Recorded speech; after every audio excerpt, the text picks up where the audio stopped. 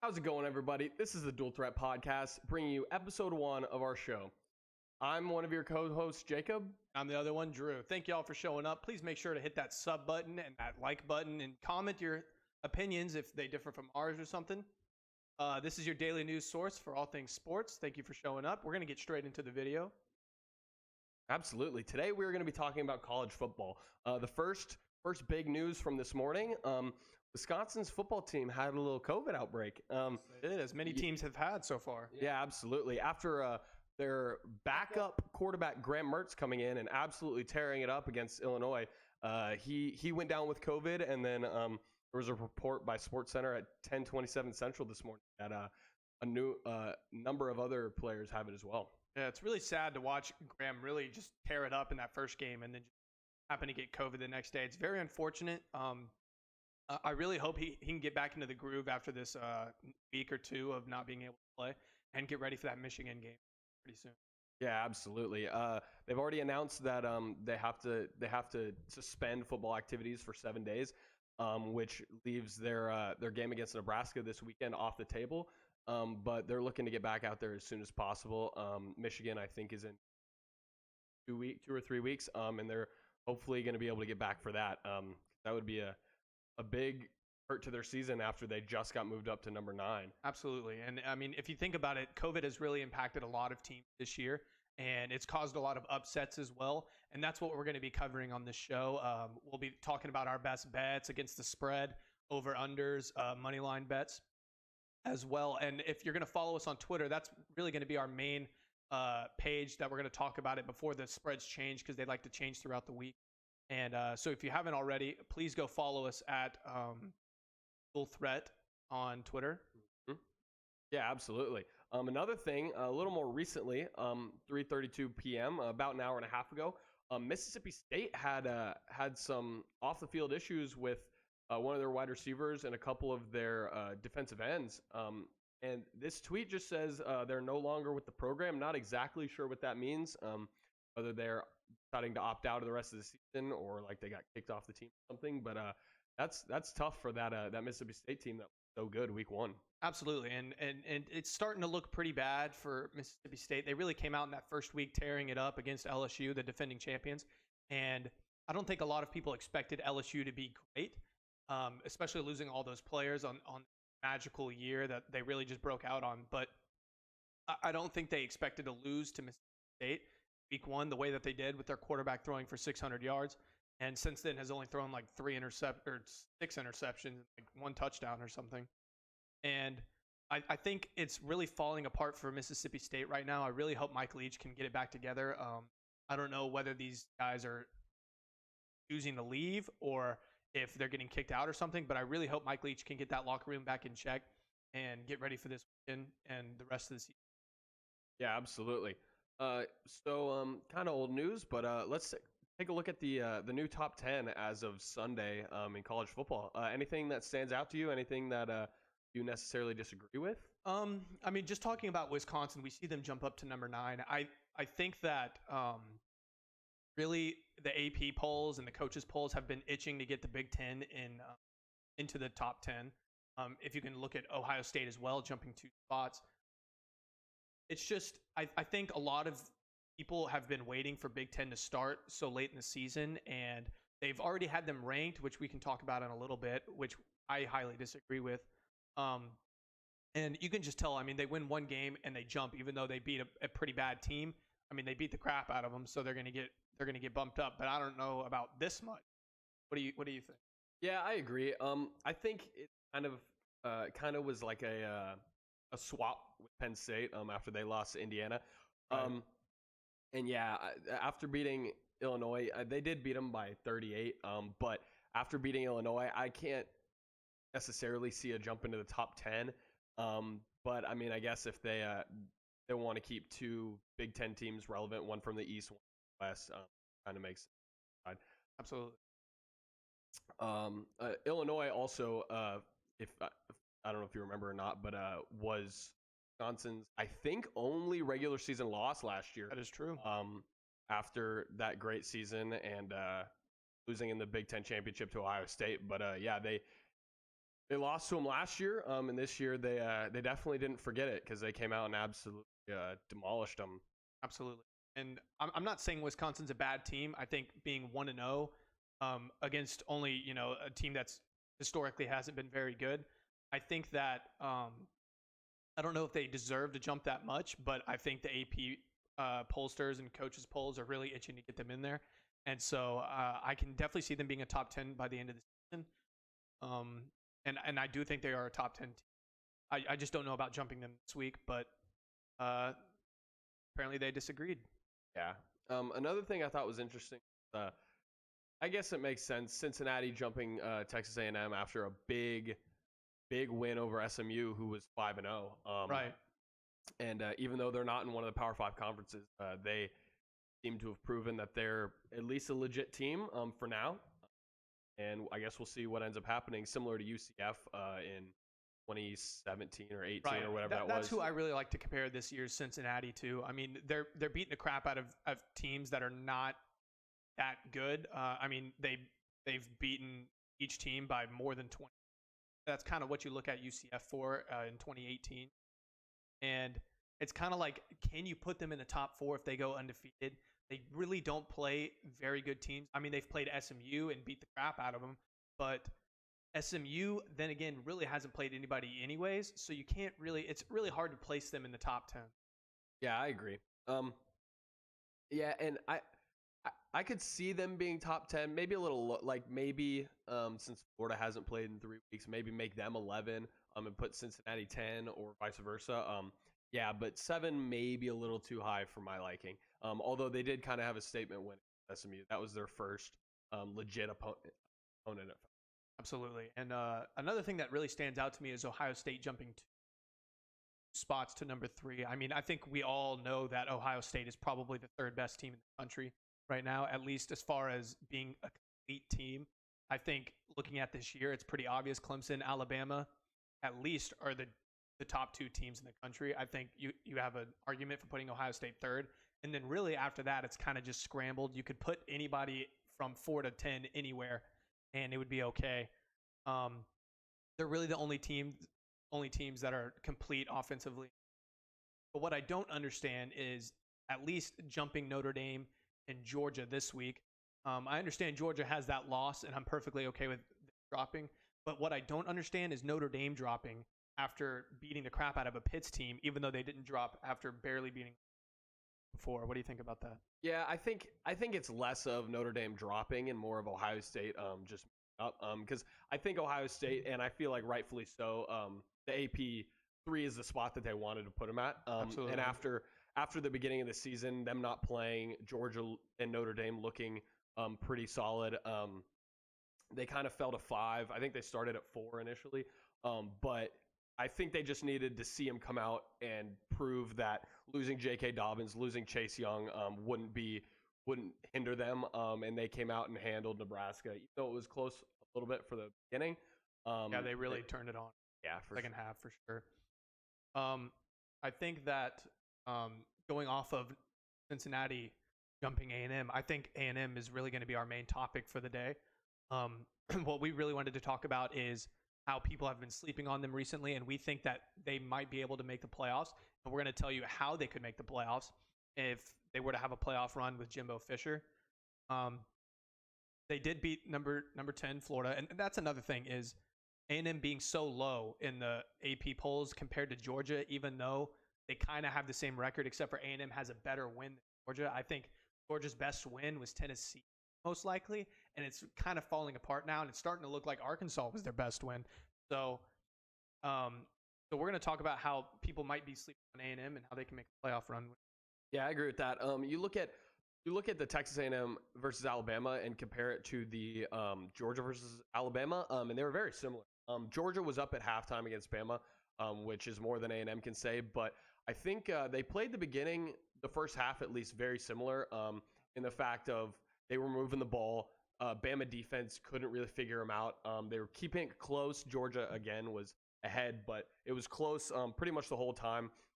For the first half as well. For the first half, yeah. And then second half, Bama in both games just pulled away and ended up handling them pretty easily. But Yeah, looking at this schedule here, this is a 3-1 Texas A&M team, just coming off a bye, playing Arkansas, playing South Carolina, Tennessee, Ole Miss, LSU, and Auburn. And it really, the way the season's shaped out right now, it doesn't seem like any of these teams pose a threat. Right, they're easily going to be favored in the rest of their season here. I think maybe one of the more questionable games might be just at Auburn, just because it's at Auburn.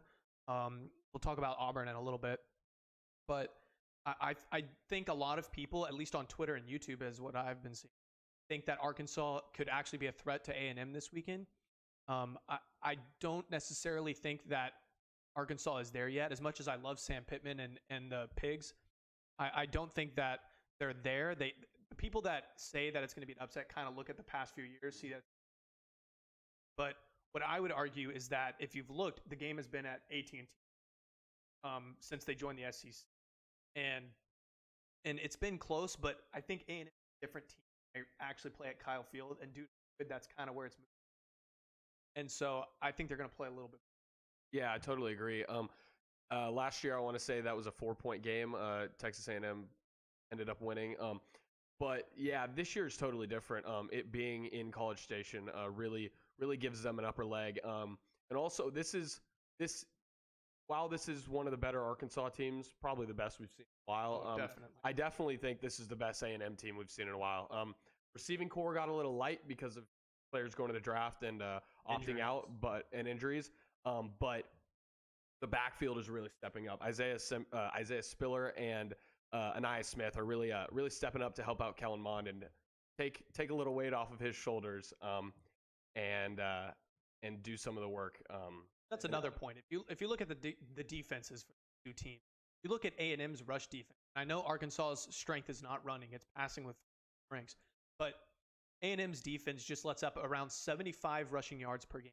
But if you look at Arkansas's rushing defense, which is really what A&M has been going to recently with Isaiah Spiller, they almost give up 200 rushing yards per game, and that's going to be a huge problem for Arkansas. And I think A&M's going to put a lot of points on using Isaiah Spiller. Yeah, absolutely. You look at that Florida game, and the whole first half was just absolutely no defense. Not a team got more than one stop as far as I can remember. And when they got to the second half, there were at least 2 drives in a row where it was just ground and pound, straight up. Just give Isaiah Spiller the ball and let him work, get 7, 8, 10 yards of carry, and just absolutely run the clock down, because that's what you got to do against a big opponent like Florida. You got to work the clock, and especially an offensive team, got to keep the ball out of their hands. Absolutely, keep the ball out of their hands, work the clock, and exploit their weakness that they have this year. Absolutely. And that's why I'm thinking that this game isn't really going to be as close as people think. I personally bet A&M on the spread earlier this week at -10. I think it's moved up to 12.5 by now. I think A&M ends up winning by 14 or 17. What do you think about that? Yeah, I agree. I don't think it's going to be close. I think 10. I think 10's a good line, especially to bet A&M on, but I don't think it's going to be particularly close.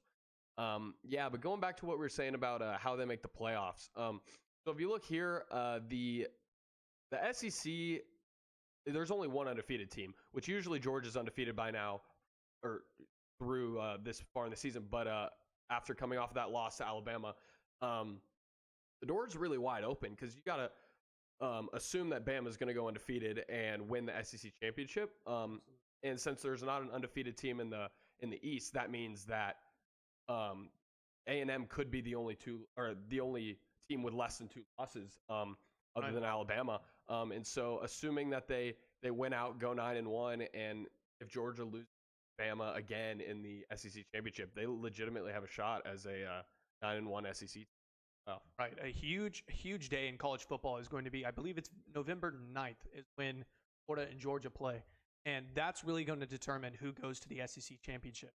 And if Alabama ends up beating whoever's in the championship with them, that can easily make 2018's Alabama type season for A&M, where they just slide underneath without having to play the championship if their only loss is to Alabama.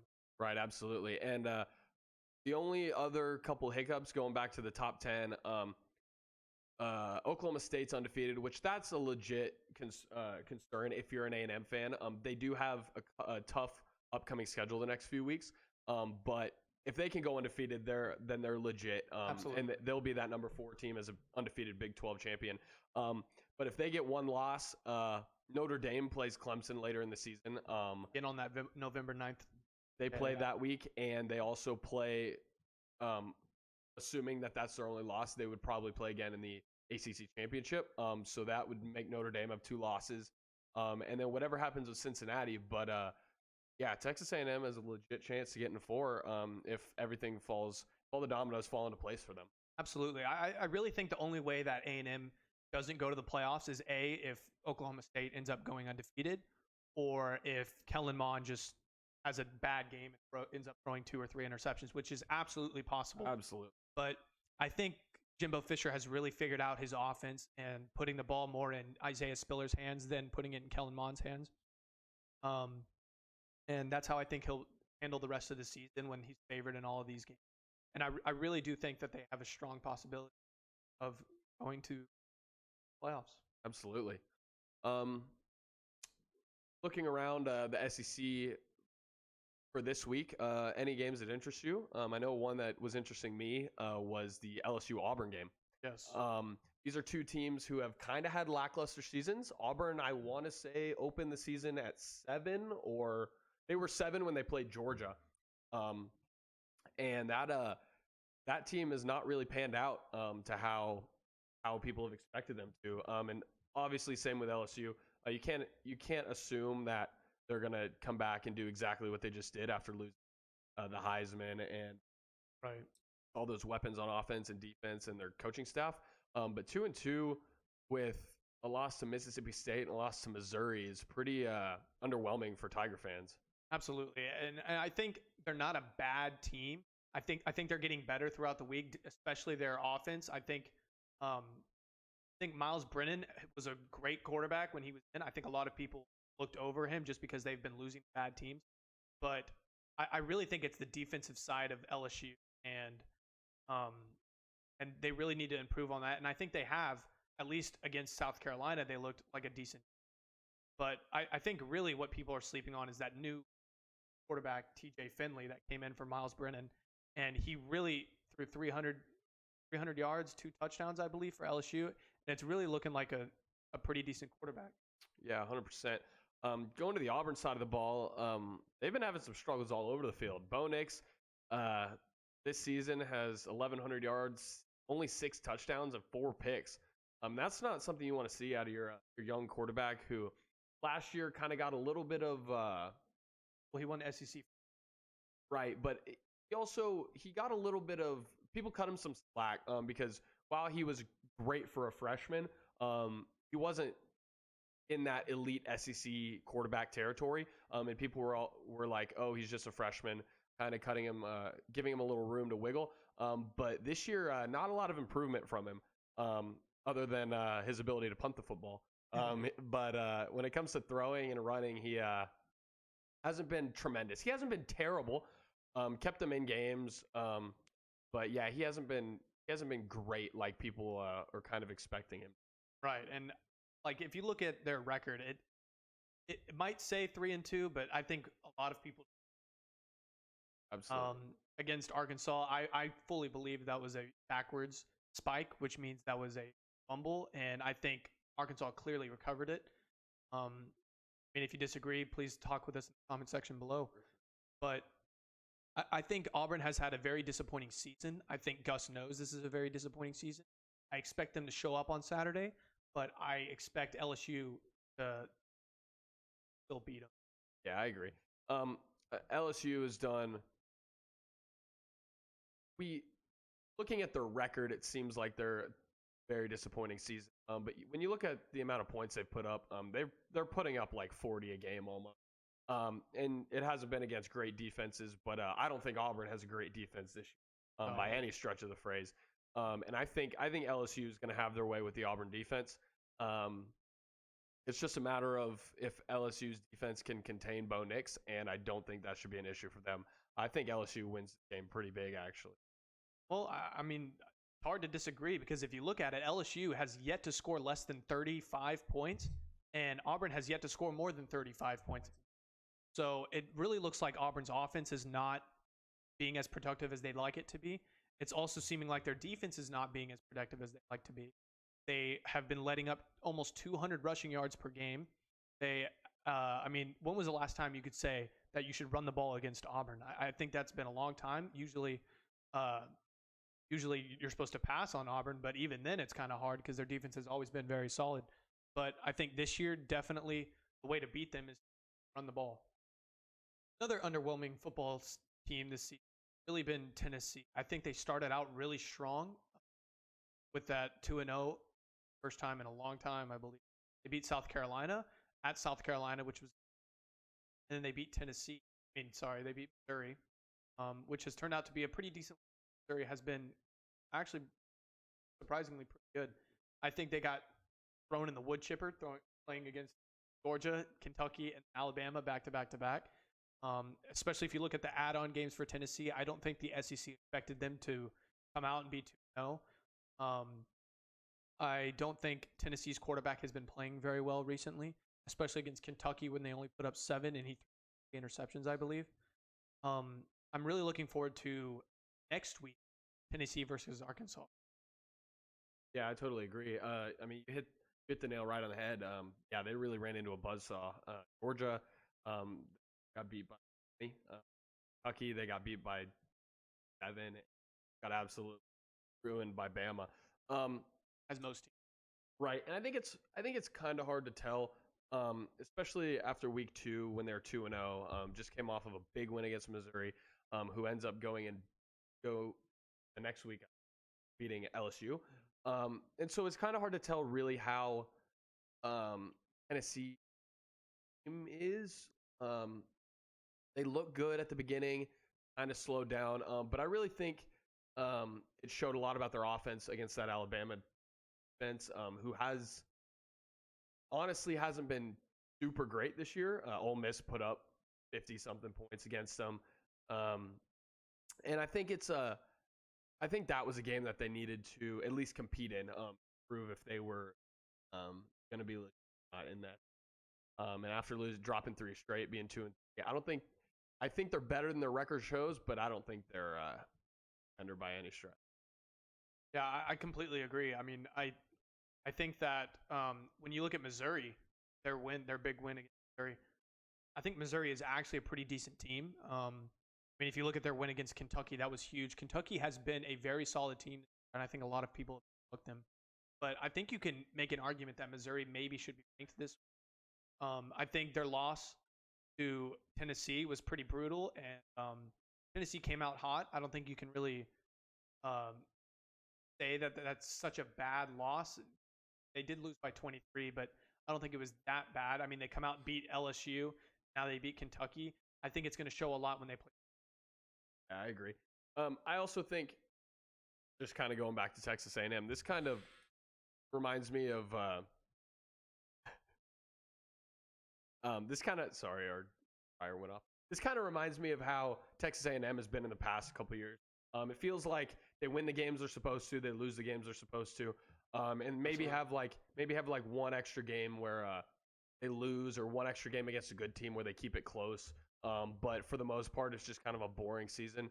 And that kind of feels like what Tennessee's doing this year. The loss to Kentucky may not have been exactly what they're hoping for, but Kentucky's defense held a Mississippi State team that beat LSU to 2 points entire game. So they're nothing to sneeze at. And I think that Tennessee is kind of getting a little bit of hate after dropping 3 straight, even though they're against some pretty good teams. Right. I think they have a long way to go. Don't get me wrong.